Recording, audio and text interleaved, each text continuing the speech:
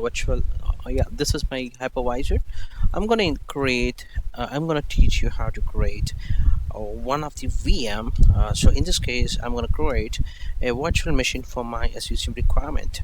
So I call it as SCCM 1606 is the machine console name. So you, with this name, you will be identify here, for example, lab deploy win 7, something like that. Okay, so here I can choose this should entire thing should store somewhere here, maybe 1606, and then click next.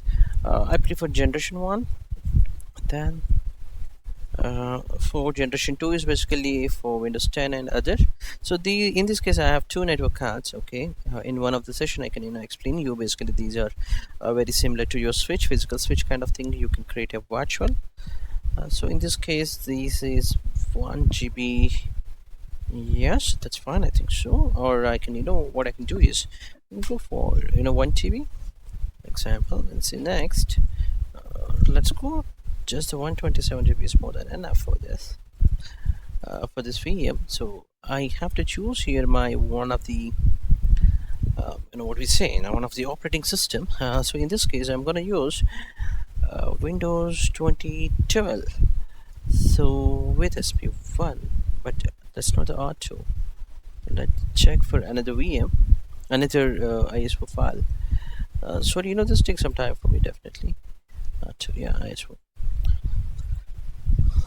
Yeah, so it has just created. Now I wanted to adjust for a better performance. Say example, I want a memory should be 8 GB, and I definitely need 4 processors for this machine because it's going to be heavy load. And then that's it. This is a machine. Disconnect and then start. Now what happens is that this starts from hypervisor, which has the operating system gonna install. So in a few minutes it's gonna install actually. Yeah, this is the language I'm based out in US, say example. So you would be choosing this. It's a fair installation. There's nothing extra in this.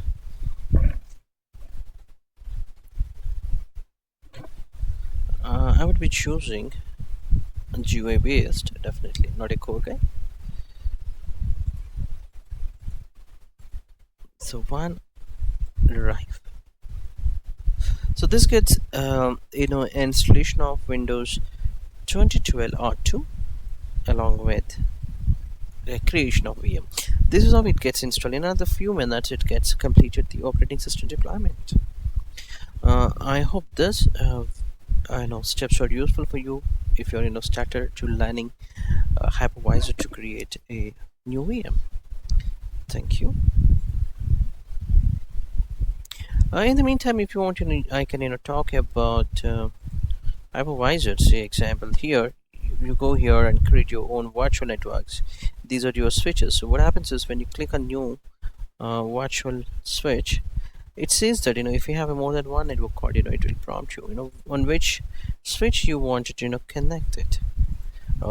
So example, if you have a powerful Dell Power right server, definitely it will have 4 network cards. So 1 or 2 network cards can be dedicated for different virtual switches for your VM. So in this case, if you look at in my case it's a Wi-Fi router. Okay, so I'm just connecting to this, and another one is internal. That means within this hypervisor, okay, all these machines can communicate.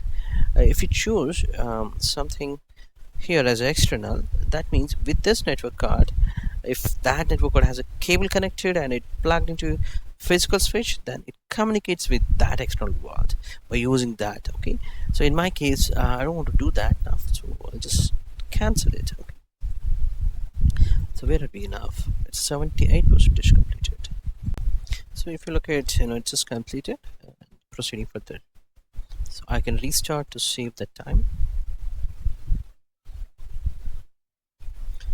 Since the CD was inserted, that's ISO file, so it's still trying to boot that. I have not done anything. Let's go further, and it's almost done. The installation.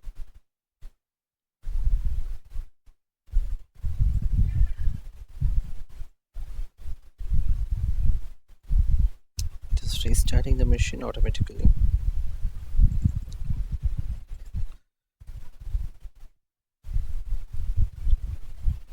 So this is the window which will ask for the Windows password for your administrator account. So in my case, I'm entering a password.